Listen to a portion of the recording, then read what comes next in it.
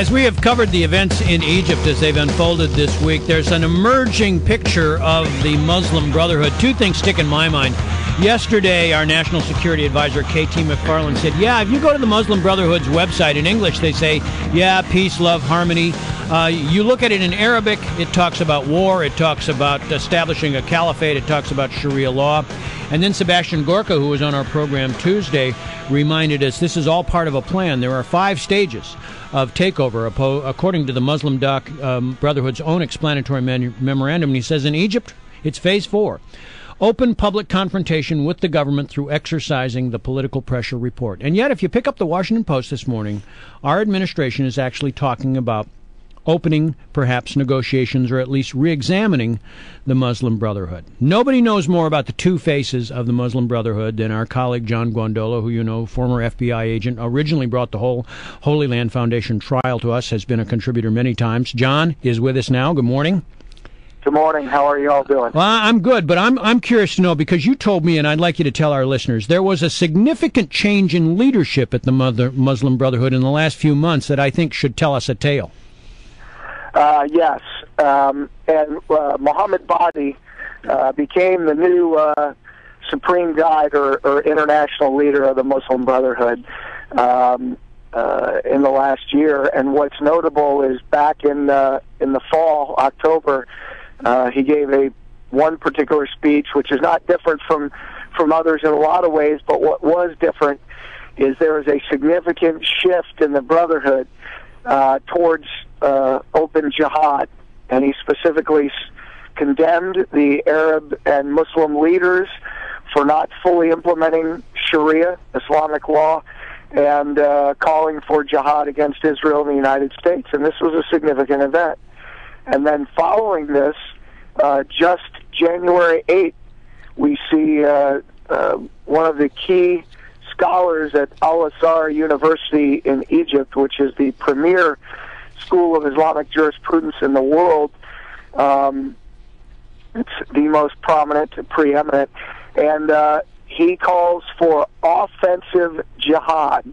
Now, these are two significant steps and two stepping stones, and this comes after Al-Qaeda made some very strong or put out some very strong messages about the Brotherhood, that the Brotherhood needs to get more in line with what they're doing. And if you read, let's say, just the last 5 years of where the Brotherhood and Al-Qaeda's language has been going, they're right now, they're married up.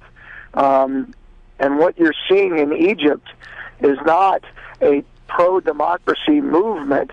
What you're seeing is the revolutionary movement driven by the International Muslim Brotherhood. So they're essentially using taqiyya. They're deceiving us into thinking they want some kind of democratic coalition when what they really have is a jihad agenda. That's exactly right. The outcome of what you're going to see in Egypt is nothing that will look like any kind of democracy. You know, and the joke is it may be one man, one vote, and it'll be one time, and then you'll have Sharia law, right, and that'll be the end of it. Well, do you think that the Muslim Brotherhood was behind all of the protesters and the original protesters that were out on the streets? Because most people, believe that they were, angry young men in the streets of Cairo, upset about economic problems, not having jobs, having an education, but not having any future in the country. Right. No, this was orchestrated by the Muslim Brotherhood and has been coordinated by them. And the evidence of that ought to be the fact that we see, this proclamation comes out January 8th, and we know the switch of the Brotherhood's direction in the late fall. And then we see Tunisia, we see Egypt. We see just in the last 48 hours, the King of Jordan fires his whole cabinet amidst protests there. And we had actually called this in Jordan. Over time, the royal family and the king there are actually friendly to us, and that's sure. Not a facade. The problem is the entire support for him and the leadership in the government over time has been going Muslim Brotherhood.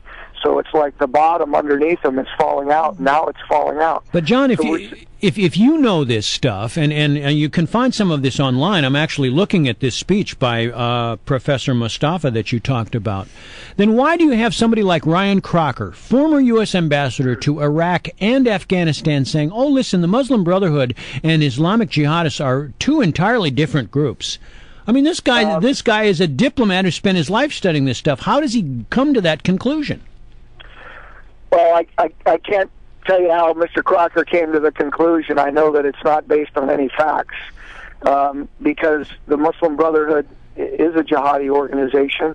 That's part of what they do. But the thing is, what they also do is political subversion and political influence operations. They lie. And apparently somewhere along the line, Mr. Crocker decided, I'm assuming, to listen to what the Brotherhood says instead of looking at who they are, what their documents say. I mean, you know, and this is, I laugh the way you just phrased the question. If a knucklehead like me can figure this out, it's not that tough. I didn't actually go to the knucklehead part. That's you. I mean, the bottom line is, if you just read what the Brotherhood said, you mentioned K.T. McFarland's report. Yeah. If you actually go on the Muslim Brotherhood's website in English, it tells you the primary objectives of the Brotherhood are to implement Sharia law and reestablish the global Islamic State. So when you're talking to the Brotherhood, you know that that's their agenda. And when they say, and you can look it up because we've got the legal text, that this is Islamic law that we believe is authoritative, and you open it up, it says lying is obligatory to non-Muslims when the goal is obligatory. All right, I don't doubt that one bit, but I'm trying to figure out what evidence do you have that the Muslim Brotherhood was able to essentially organize hundreds of thousands of people in the street to protest against the government? I don't hear a lot of people saying that the Muslim Brotherhood was behind the initial protests. Okay, so, I guess your question is that you don't think they're orchestrating this whole thing. It was just spontaneous. I will just go back to both this and go back in history. All those protests we saw during the 80s, the anti-nuclear demonstrations in Europe and all that, we'll come to find out those were all funded by the KGB. Protests of hundreds of thousands of people do not spontaneously occur like that when you've got an organization like the Brotherhood saying we have to hold these Arab and Muslim leaders accountable. We need to begin doing it. The time is now, and boom, you start seeing it across the Middle East. That does not happen spontaneously. All right, let me ask you something about this country right now, because if we're at stage 4 in Egypt, I'm curious to know where we are in the United States. Seb Gorka said we were somewhere between 2 and 3, which stage 3 is escalation prior to conflict, confrontation, and using the mass media. Now, as you know, Congressman Peter King is planning to have hearings on this, but apparently at the start of this week, a large coalition of supposedly human rights groups sympathetic to Muslim causes banded together and said it's very dangerous for these hearings to go forward. Let me just read some of the people that are signatories. CARE, Council on American Islamic Relations, Islamic Society of North America, Muslim Public Affairs Council, the Islamic Shura Council of Southern California, Council of Islamic Organizations of Greater Chicago. Just curious to know, John, how many of the organizations that I mentioned would have ties to the Muslim Brotherhood? All of them. So is it fair to say... we can just go with the two most prominent, CARE and ISNA. ISNA being the largest Muslim Brotherhood front group in North America, CARE being a significant Muslim Brotherhood front, but also we know as a matter of legal fact that that's a Hamas front. So is it fair to say that what they're trying to do is use our own media to shut down Peter King's, at least in my view, worthwhile investigation of what's going on in this country? Yes, and this is how they operate. I mean, this is an influence operation. It's information warfare, and this is just propaganda. I can't speak to the groups. I'm familiar with what you're talking about. I've looked at the list.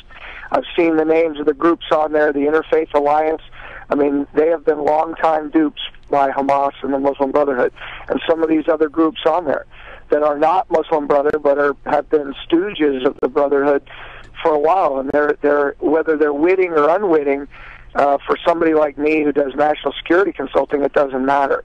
If you can't take the time to realize that you're part of a movement in the United States that seeks to overthrow the government here, and you, on the basis of human rights, and these people that you're talking about, these Muslim organizations, the entire international Muslim world at the head of state level, all 57 states under the Organization of Islamic Conference, the OIC, is on record with formal treaties served to the UN that when they use the phrase human rights, they specifically mean Sharia law.